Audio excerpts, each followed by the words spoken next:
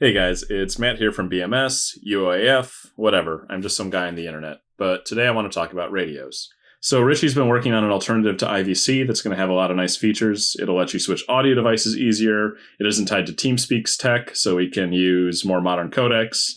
I'm really excited for it. And if we're going to design some virtual radios, I wanted to help make them as real as it gets. If you've ever played BMS multiplayer, you've probably heard this sound a lot. That's the sound of two people trying to transmit at once on the same radio frequency. You might have also heard something similar in older versions of SRS if you play DCS online, but if you've ever been in a real plane or listened to airband radio scanners, this might seem a bit strange, because in real life it sounds more like this. Possible advanced threat, 218, 43, 30,000. Or this. So what is that? What do games get right and wrong, and how can we make this more realistic? A modern airplane might have all sorts of different kinds of radios, but the ones we're talking about in BMS and the ones that have been in tactical aircraft for decades are going to be AM radios in the very high frequency and ultra high frequency, or VHF and UHF bands. And this is really ancient tech. It's one of the oldest and simplest ways we can send information over the air by wiggling some electrons around. But it's reliable, it's simple, and it works well enough that there's really not a good reason to replace it. It just does its job. Now, the concept is pretty straightforward. AM, or amplitude modulation, means that we're going to take some sort of carrier frequency. That's the frequency you punch into your DED or your radio panel on the F-15. It's the frequency that your radio is tuned to. And we're going to put out a signal at that frequency. And to encode our voice or modulate our voice onto that carrier signal, we're just going to change the amplitude or the kind of loudness of that wave. So as my voice gets louder and quieter, many thousands of times a second, we're going to make that carrier wave larger and smaller. We're going to modulate its amplitude. So transmitting is pretty straightforward. You take your carrier wave generated by some oscillator that's oscillating up and down very rapidly, and you multiply that carrier by your input signal, which in our case is someone's voice. On the receive side, it's a little more complicated. I won't bore you with a straight explanation of how a super het radio works, but after some more mixing and multiplying, we get our signal back out of the air, and our job now is to demodulate it. We need to take that voice and get it out of the AM signal. So how do we do that?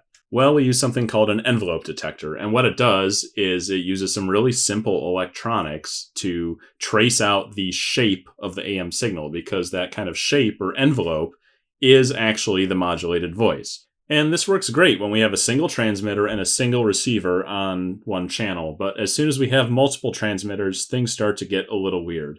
Now, in an ideal universe, we would still be fine because each transmitter would still be transmitting at the same carrier frequency, but making multiple transmitters identical in frequency is actually basically impossible.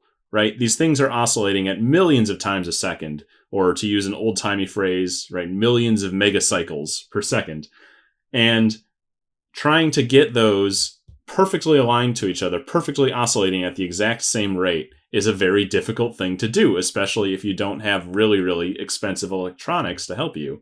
So what ends up happening is each transmitter, it thinks it's transmitting at a certain frequency, but it's actually off of that frequency by a little bit. Just a little bit, a few parts per million even.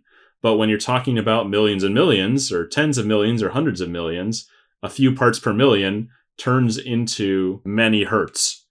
And we actually hear those hertz in the received signal. So whenever you have two different frequencies, that are being received at the same time by an antenna, by your ears, they produce beat frequencies. If you've ever tuned a musical instrument, you've heard this.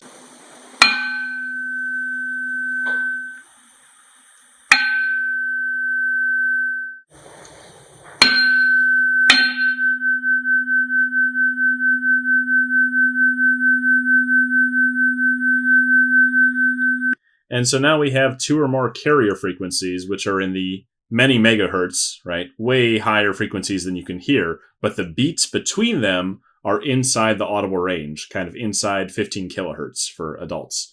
And really strange things starts to happen. Well, before we get to the strange things, the obvious problem is you have people talking over each other. So even if there weren't any of these other effects, you would still have a hard time hearing each other. But on top of that, you actually hear these beat frequencies. So if we go back to one of our examples. Possible advanced threat, 4330,000. That beep you heard was the beat frequency between the two transmitters. And then even worse stuff starts to happen. Weaker signals start to sound distorted and robotic because they're both raised and lowered at the same time by the beat frequencies. This is known as ring modulation. You might recognize it from music production like guitar pedals or vocoders, or you might have heard it in some shitty sci-fi. But you certainly don't want it if you're just trying to understand what someone's saying. On top of that, the louder signals actually amplitude modulate the weaker ones. So as my voice gets louder and quieter, if it were the strongest signal, it would actually make all the other voices louder and quieter by that same ratio. And finally, in some of the worst cases, we can actually start messing with the gain control, which is adjusting the volume on the fly of the signal. So the automatic gain control is also listening to this envelope, the demodulated signal, and it's using that to adjust how loud the volume should be. And if that's due to all this modulation, due to these beats, if that envelope is kind of wobbling up and down, it's going to adjust the volume accordingly, and you can have this strange warbling effect, which is, I think, what the original kind of BMS sound is trying to capture. So these effects are all working together or against you and combining to make these really strange sounds. And if it's the late 1990s, maybe you decide you don't have the computing power to simulate that in detail. And so you just decide that whenever two people talk on the radio, you're going to play some annoying sound file so that they can't hear each other. But it's 2026, and we have more than enough computer to simulate this sort of stuff in the audio band, right? For all these megahertz we've been talking about, again, audio is 20 kilohertz or less, and computers can definitely do tens of thousands of things per second these days. And it turns out that the math to calculate how these beat frequencies affect our envelope and how that affects automatic gain control and squelch and kind of all the other effects we care about is actually pretty straightforward. We can just do the math instead of trying to come up with some facsimile of, if they're this far apart and the signal strength is this, we can actually just directly calculate what it should sound like. But enough of me yammering, let's actually see some results. So Richie was kind enough to make a little demo app here so we could kind of play around with these parameters. First, we're just going to demonstrate basic gain control and squelch. So we've got some dots on the map. The blue and green represent the transmitter. The red represents the receiver. And they're close enough that they can hear each other. So when I start transmitting, 10, 9, 8, 7, 6, 5, 4, 3, 2. We can hear the transmitter just fine, and we can also adjust the sensitivity of the receiver. So imagine having a shittier radio, you're still going to hear them, but the noise will sound louder and louder. 1, 10, 9, 8, 7, 6, 5, 3. Eventually, you'll reach the point where squelch kicks in, where the signal is so weak that it barely comes through, and so to save your ears from the static, the squelch controls are going to automatically mute it for you. And the squelch is actually being based on the envelope of the received signal, so if we tune it so we just have it coming through, you can actually hear the squelch pop on and off as the transmitter speaks, because each time that's bumping the envelope up just enough to get through to the squelch level. 2, 1, 9, 8. Now, as soon as it falls below that level, squelch kicks in and it just stays muted and our ears are safe. But if you know something's just barely coming through, you can actually turn squelch down or even off. 4, 2, 1. And the ear assault continues, but you can make out a very faint signal. Sweet. So let's talk about interference, the whole thing I was rambling about to start with. 10, 9, 8, 7, When Winchester 6, Racers 5, took their beginning, 4, 3, said the British 2, people So that was the fantasy setting. Our two carrier frequencies are perfectly aligned and the exact same frequency, and so we don't have any sort of weird interference or effects. But as soon as we add a fraction of a part per million of difference between the two carriers, 1, 10, 9, 8, and the more the carriers are off, the higher the beat frequency will be. 7, 6, 5, 4, 3. Now, for starters, the two transmitters were about equidistant, but watch what happens when one transmitter is weaker than the other. You start to really hear some of the interesting effects. You start to hear that ring modulation, and the distortion is still there, but it takes on a different shape that's actually being calculated in real time based on all the physics. The ring board, however, was fixed and determined. The company came and the weather was charmed. The lords and the ladies were dancing with winds and nobody saw any future alarming.